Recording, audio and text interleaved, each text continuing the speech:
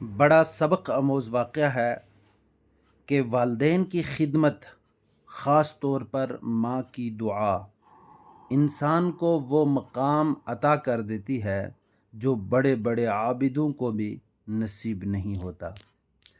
ماں باپ ہر انسان کے لیے رحمت ہیں، زحمت نہیں۔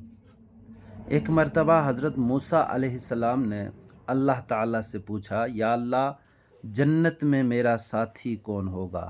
اللہ تعالیٰ نے ارشاد فرمایا، فلاں بستی میں ایک قصاب یعنی گوشت بیچنے والا ہے، وہ جنت میں تمہارا ساتھی ہوگا۔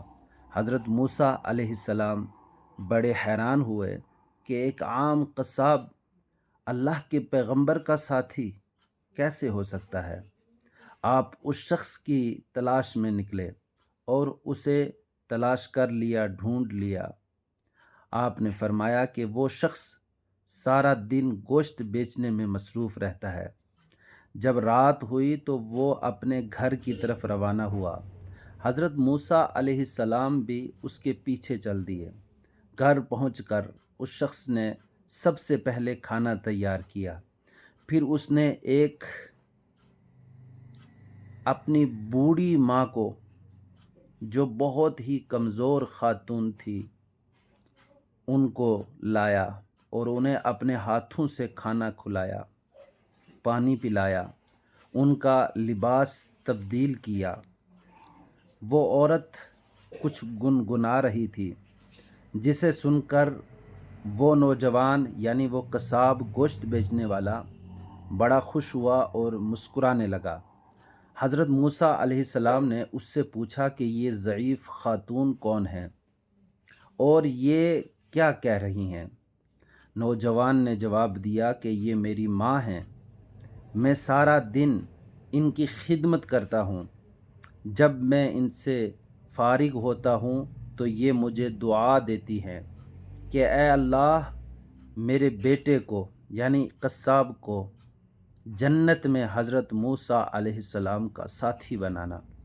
حضرت موسیٰ علیہ السلام کی آنکھوں میں آنسو آ گئے اور انہوں نے فرمایا کہ اے نوجوان، مبارک ہو، اللہ نے تمہاری ماں کی دعا قبول کر لی ہے، اور کیا تم مجھے جانتے ہو میں کون ہوں؟ فرمایا کہ نہیں۔ حضرت موسیٰ علیہ السلام خود بولے کہ میں ہی موسیٰ ہوں۔ سبحان اللہ۔ اس سے سبق یہ ملا کہ والدین کی خدمت، خاص طور پر ماں کی دعا، انسان کو وہ مقام، وہ مرتبہ عطا کر دیتی ہے جو بڑے بڑے عابدوں کو بھی نصیب نہیں ہوتا۔ کیا آپ والدین کی عظمت یا صحابہ اکرام یا انبیاء اکرام علیہم السلام کی زندگی کے متعلق مزید ایسے واقعات سننا چاہتے ہیں تو آپ اس چینل کو فالو کر لیں، اور یوٹیوب پر سن رہے ہیں تو اس چینل کو سبسکرائب کر لیں۔ شکریہ۔ السلام علیکم ورحمۃ اللہ وبرکاتہ۔